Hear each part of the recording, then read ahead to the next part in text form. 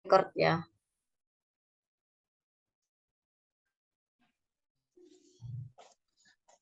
Assalamualaikum warahmatullahi wabarakatuh. Perkenalkan, nama saya Ahmad Mubarak Lukman, NIM 335, dibantu oleh teman saya.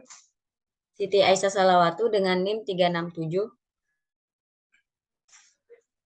Saya akan menjelaskan tentang tinjauan singkat tentang kejahatan dan kriminologi. Yang pertama, objek kriminologi. Objek studi kriminologi meliputi kejahatan, pelaku atau penjahat, dan reaksi masyarakat terhadap kejahatan dan pelaku atau penjahat. Berikut penjelasan mengenai kejahatan, pelaku atau penjahat, dan reaksi masyarakat terhadap kejahatan dan pelaku atau penjahat. Pertama, kejahatan. Poin A, kejahatan menurut hukum. Kejahatan sebagai perbuatan yang telah ditetapkan oleh negara sebagai kejahatan dalam hukum pidana dan diancam dengan suatu sanksi. Dengan mempelajari dan meneliti perbuatan-perbuatan yang oleh undang-undang dinyatakan sebagai kejahatan. Kejahatan adalah delik hukum, Rechtsdelikten, yaitu perbuatan-perbuatan yang meskipun tidak ditentukan dalam undang-undang sebagai peristiwa pidana, tetapi dirasakan sebagai perbuatan yang bertentangan dengan tata hukum. Setiap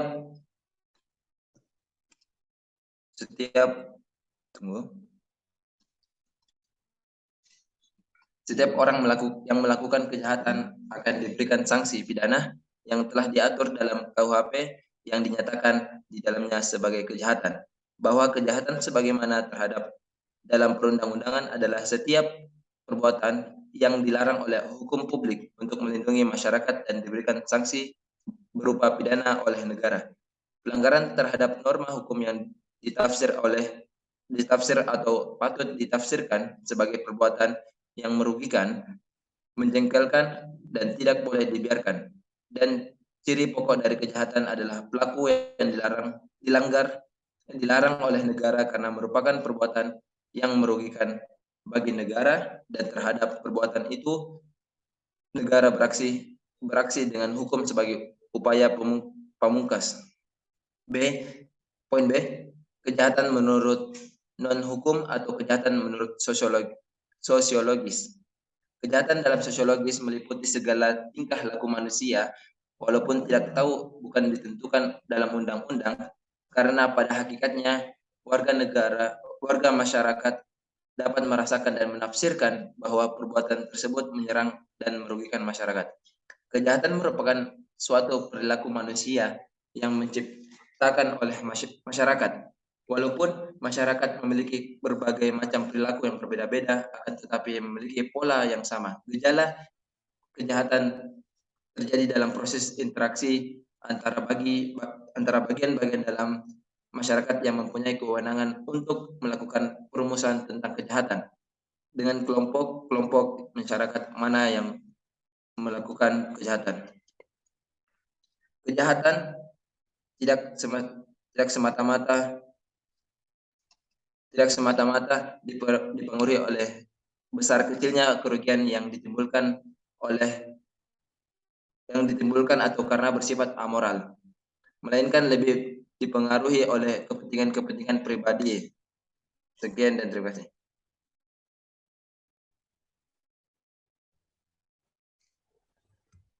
Selanjutnya saya akan menjelaskan tentang pengertian kriminologi.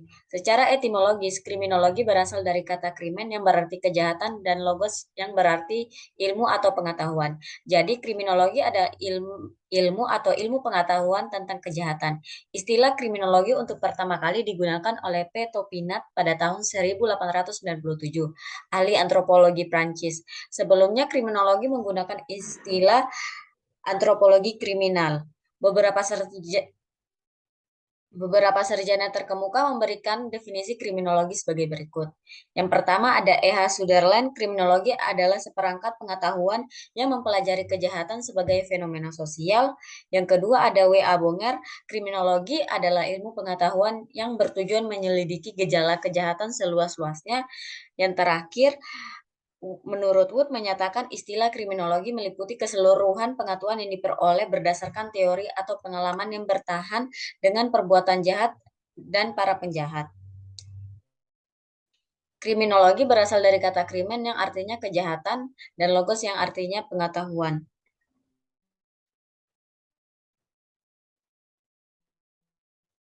Studi tentang kejahatan sudah lama dilakukan oleh filsuf Yunani kuno seperti Plato dan Aristoteles, khususnya usaha untuk menjelaskan sebab-sebab kejahatan. Pengertian kriminologi banyak dikemukakan oleh para sarjana dan masing-masing pengertian dipengaruhi oleh luas lingkupnya bahan yang dicakup dalam kriminologi.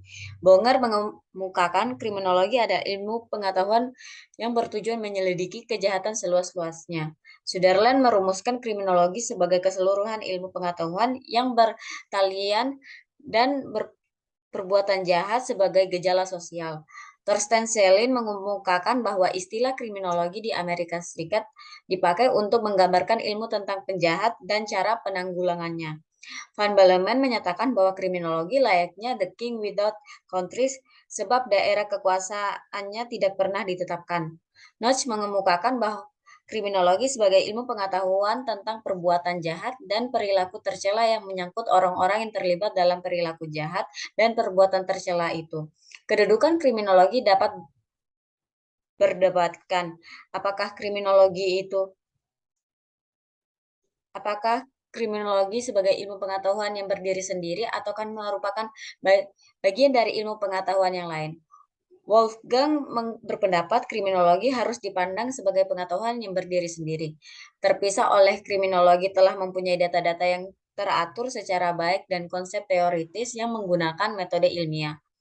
Szabo berpendapat bahwa kriminologi berada di ambang pintu untuk menjadi sesuatu kenyataan atau karena kesatuan dari pengetahuan yang modern dan dikenal sebagai ilmu baru. Tinjauan singkat mengenai mazhab positif Italian dan mazhab lingkungan dalam memandang persoalan kejahatan. Perkembangan aliran dalam kriminologi. Di dalam kriminologi dikenal adanya berbagai aliran atau mazhab, di mana antara satu dan lainnya mempunyai ajaran masing-masing. Khususnya mengenai kejahatan, aliran tersebut adalah sebagai penjelasan berikut. Pertama, mazhab Italia atau aliran antropologis.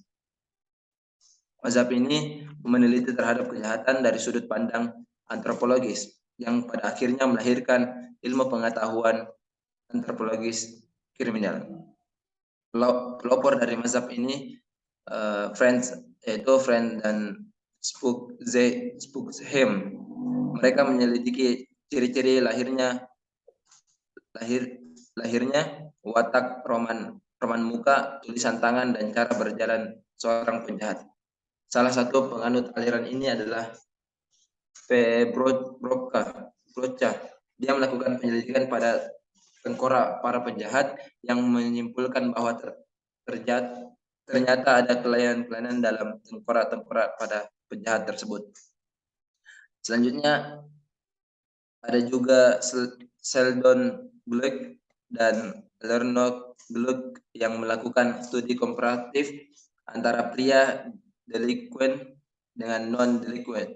Hasil penelitiannya menyatakan bahwa pria delinquent didapati memiliki wajah yang lebih sempit, dada yang lebih besar, pinggang yang lebih besar, lengan bawah dan lengan atas lebih besar dibandingkan dengan non-liquid. Penelitian juga mendapati bahwa 60% delinquent didominasi oleh mesomorphic. Selain itu, Sheldon juga menyatakan bahwa ada korelasi yang tinggi antara fisik dan temperamen seseorang. Sheldon memformulasikan semontotipes menjadi 3 kelompok, yaitu pertama tubuh gemuk, kedua berotot dan bertubuh atletis, ketiga tinggi, kurus, fisik yang rampung. Tokoh yang terkenal dalam aliran ini adalah Cesare Lamberto, seorang dokter rumah penjara di Italia dan guru besar dalam bidang ilmu kedokteran, kehakiman, dan penyakit jiwa. keahlian spesifiknya adalah dalam bidang analisa fisik seseorang. Karena keahliannya inilah terdapat pengikutnya di berbagai negara. Semisal Enrico Ferri di Roma, Have Books Ellis di Inggris, C. Winkler di Netherlands, dan H. Kulla di Jerman. Ajaran inti dalam penjelasan awal Lombroso tentang kejahatan adalah bahwa penjahat mewakili suatu tipe keanehan atau gejala atau keganjilan fisik yang berbeda dengan non-kriminal. Lombroso mengklaim bahwa para penjahat mewakili suatu bentuk kemerosotan yang termanifestasikan dalam karakter fisik yang merefleksikan suatu bentuk awal dari evolusi. Oleh karena itu, teori ini disebut teori evolusi kejahatan.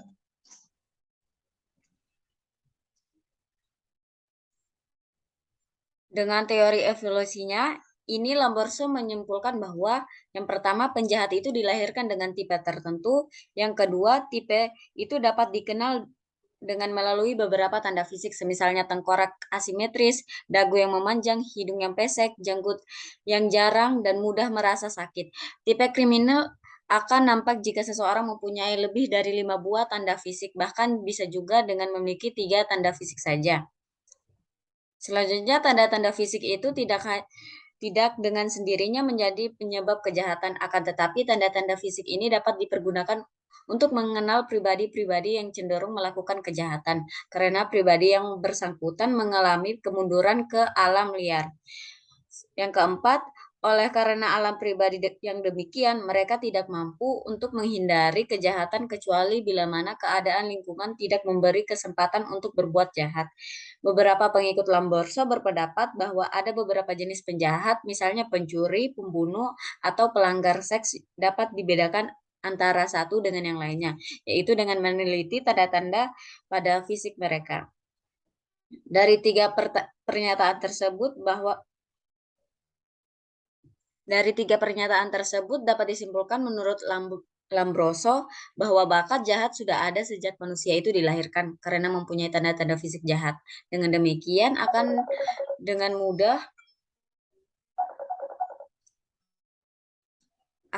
mudah dibedakan antara penjahat dengan yang bukan penjahat.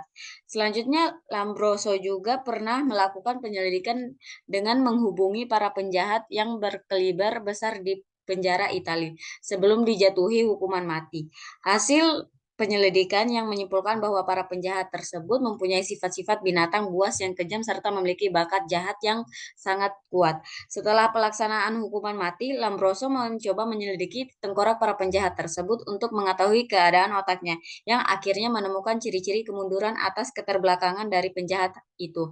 Hasilnya, Lombroso berhasil membuat suatu teori tentang ciri-ciri penjahat yang umumnya yang juga sama dimiliki oleh manusia primitif. Ciri-ciri penjahat tersebut antara lain isi tengkorak yang kurang atau terdapat bagian kelainan, dalam otaknya terdapat keganjilan atau benjolan otak, roman muka yang berbeda daripada yang lain, tulang rahang yang lebar, mukanya tidak simetris, dan dahinya melengkung ke dalam.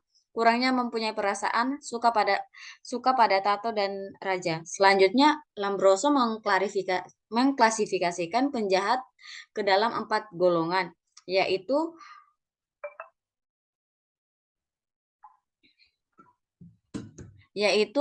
born criminal, yaitu orang berdasarkan pada doktrin atavisme sebagaimana yang disebut di atas.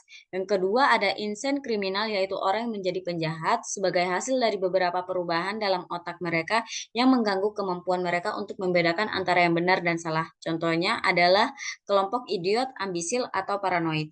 Kemudian ada obsesional kriminal atau kriminaloid, yaitu pelaku kejahatan berdasarkan pengalaman secara terus-menerus sehingga memengaruhi pribadinya. Contohnya adalah penjahat kambuhan atau habitual criminals. Dan yang terakhir ada criminal of passion, yaitu pelaku kejahatan melakukan tindakannya karena marah, cinta, atau kehormatan. Dalam perkembangannya, teori Lombroso ini membuat Charles Goering seorang dokter pada rumah penjara di Inggris menjadikan tertarik untuk membuktikan kebenarannya. Kelanjutannya, dia bersama Carpelson melakukan penyelidikan terhadap 3.000 orang penjahat kaliber besar. Penelitian pertama, dia membandingkan para tengkorak mahasiswa Cambridge dan Oxford dengan tengkorak convicts atau para narapidana yang menghasilkan tidak ditemukan perbedaan. Penelitian kedua, dia membandingkan tengkorak mahasiswa Aberdeen atau Scotland dengan hasil penelitian pertama yang menghasilkan tengkorak mahasiswa Aberdeen lebih besar. Penelitian ketiga, dia membandingkan tengkorak para guru besar Universitas London dengan tengkorak convicts atau para pidana yang menghasilkan tidak ditemukan perbedaan. Dari ketiga penelitian tersebut, Goring menyimpulkan bahwa sebenarnya tidak ada tanda lahir atau fisik untuk disebut sebagai tipe penjahat, juga tidak ada tanda-tanda rohania untuk menyatakan rohania penjahat itu memiliki suatu tipe tertentu. Pernyataan ini tentunya merupakan kritikan tegas terhadap ajaran Lombroso.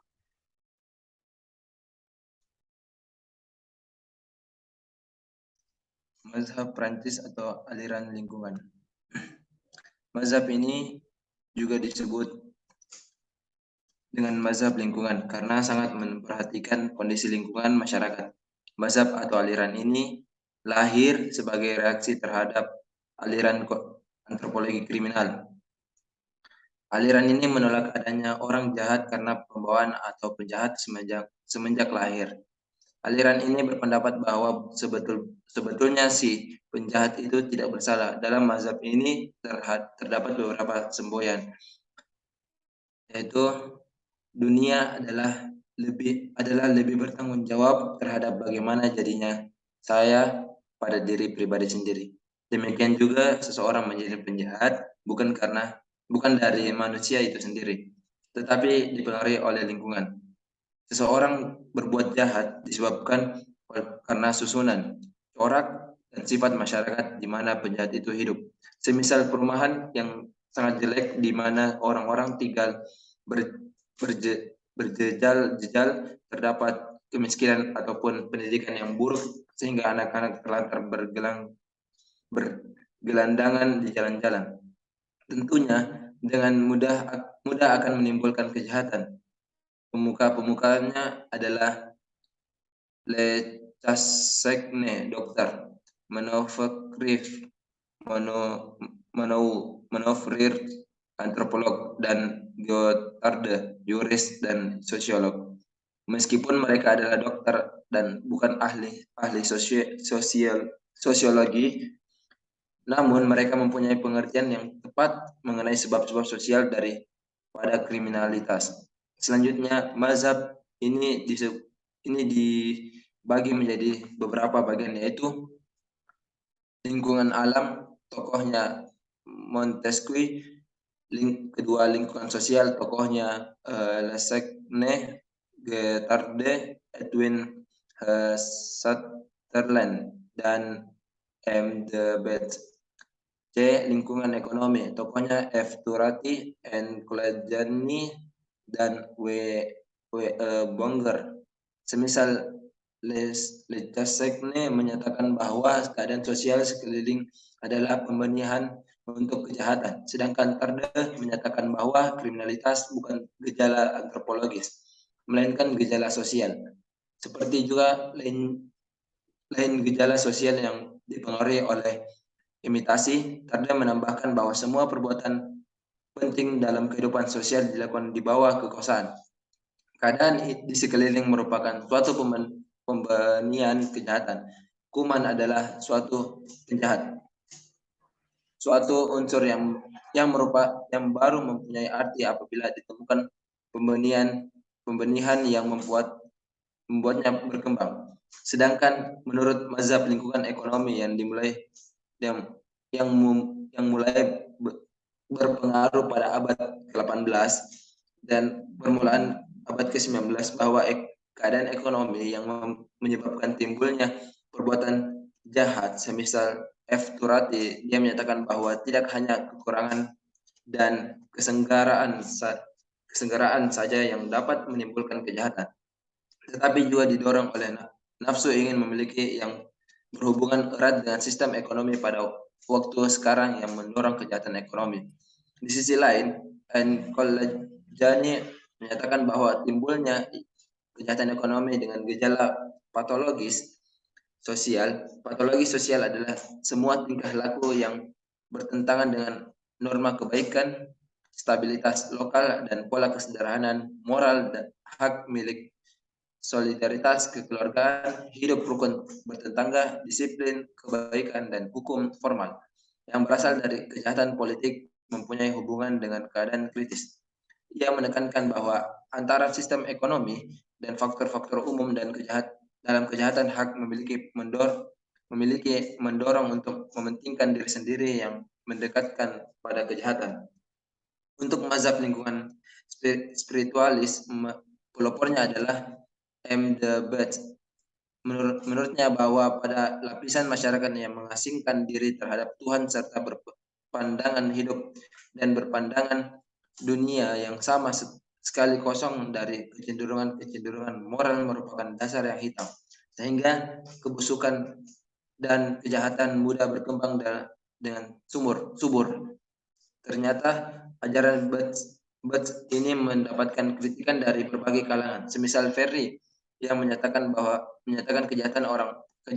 kejahatan orang-orang tidak mau masuk gereja untuk beribadah memang semakin bertambah.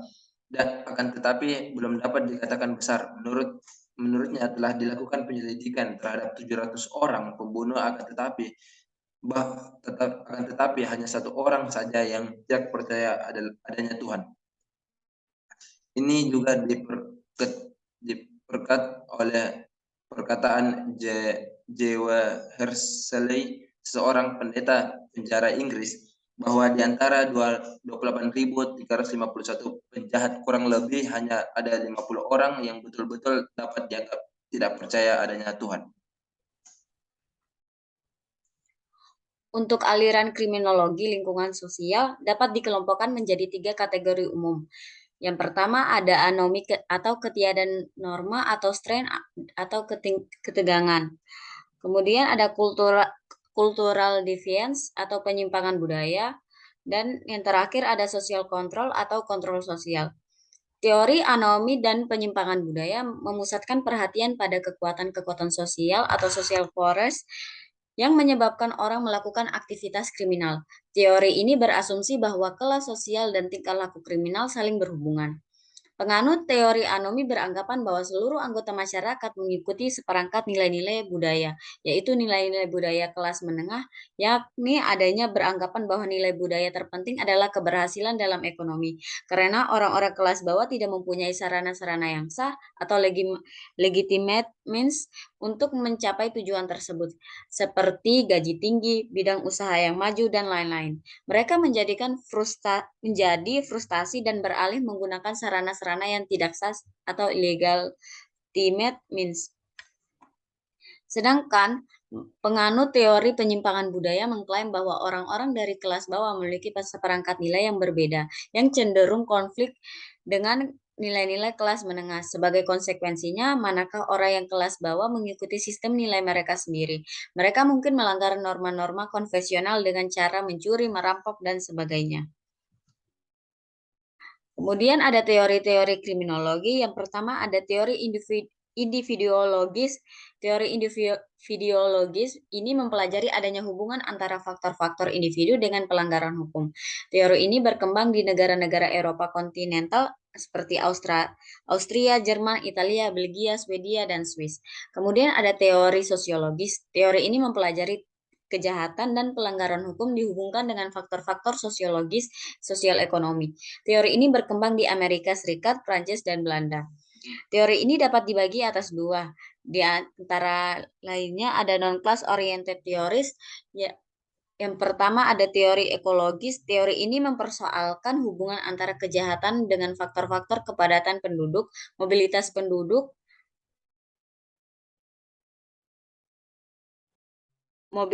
penduduk atau horizontal mobility, perbedaan desa dengan kota, daerah delinquent dengan perumahan. Kemudian ada teori konflik kebudayaan. Teori ini mempersoalkan hubungan antara kejahatan dengan konflik antara berbagai sistem nilai dalam suatu daerah. Kemudian ada faktor ekonomi. Faktor ini mencoba mencari hubungan antara kejahatan dengan kemiskinan dan penderitaan rakyat menurut Bonger. Deficiential Association Theory menurut Sutherland. Menurut teori ini, kejahatan yang dilakukan seseorang adalah hasil peniruan terhadap perbuatan kejahatan yang ada dalam masyarakat, dan ini terus berlangsung.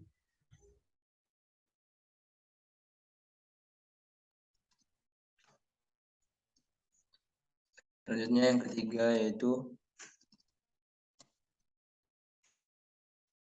class orient theory. Teori ini antara lain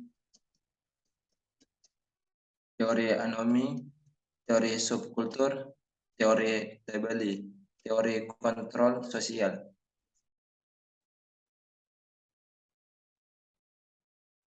Selanjutnya,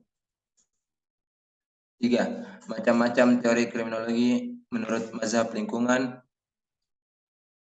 Yaitu ada pertama, yaitu suatu ilmu yang mempelajari kejahatan sebagai suatu gejala sosial.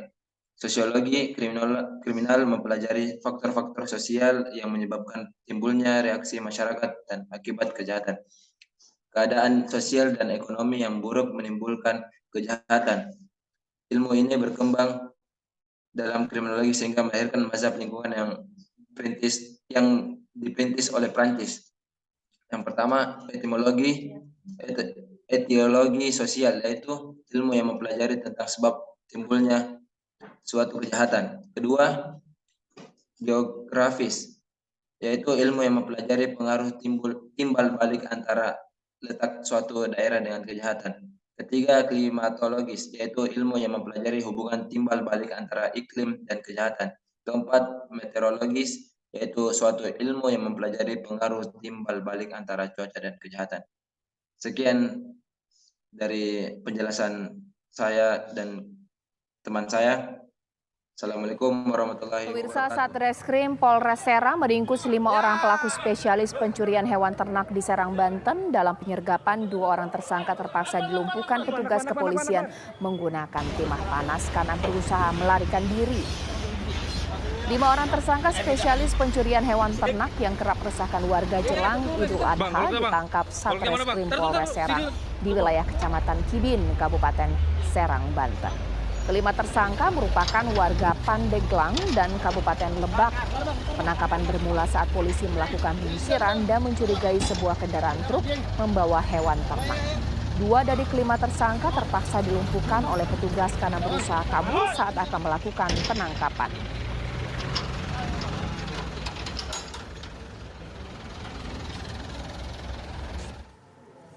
Untuk mengetahui kasus ini lebih lanjut, saya akan bertanya kepada Ibda Iwan Rudini, Kanit Pidum Polres Serang, Banten. Selamat malam, Pak Iwan Rudini. Selamat malam, Mbak Tata. Ya, Pak Iwan, dari hasil penangkapan ini dan bertanya kepada pelaku, sebenarnya bagaimana sih mereka mengintai hewan ternak yang mana yang akan mereka ambil, dan mereka ini beroperasi di wilayah mana saja, Pak? Jadi sebelum mereka melakukan aksinya, dari kelima ini ada salah satu orang yang survei, Mbak, memastikan hewan ternak, terus apakah tempatnya sepi, jauh dari tempat tinggal. Nah, ketika sudah menentukan, lalu mereka beraksi. Dan hasil interogasi, mereka sudah melakukan aksinya selain di wilayah Kabupaten Serang, juga ada di wilayah Kota Serang, gitu, Mbak. Baik, Pak. Ada 5 orang yang diamankan, Pak. Apakah hanya kelima ini saja atau mereka punya kaki tangan lain? Hanya 5 orang ini aja, Mbak. Oke, Untuk Pak. kelompok ini yang kita amankan. Dari penangkapan ini sebenarnya hewan ternak yang berada di truk tersebut akan dibawa kemana sih, Pak? Hasil interogasi hewan ternak tersebut akan dibawa ke daerah Tangerang, Mbak. Oke. Ini mereka jual dengan harga berapa, Pak, per satu ekornya? Per satu ekornya untuk hewan ternak yang besar itu sekitar 7-8 juta, Mbak. Baik. Mereka sudah meraup keuntungan berapa, Pak, dari hasil pencurian yang mereka lakukan? Untuk sementara ini pengakuan mereka sudah melakukan lebih dari 3 kali. Sekitar keuntungannya sudah 20-30 juta, Mbak. Baik Pak, apa ancaman hukuman untuk pelaku? Ancaman hukuman untuk pelaku dikenakan pasal 363 dengan ancaman 7 tahun penjara, Mbak. Baik, terima kasih atas waktunya Ibda Iwan Rudini, Kanit Pidum Polres Serang.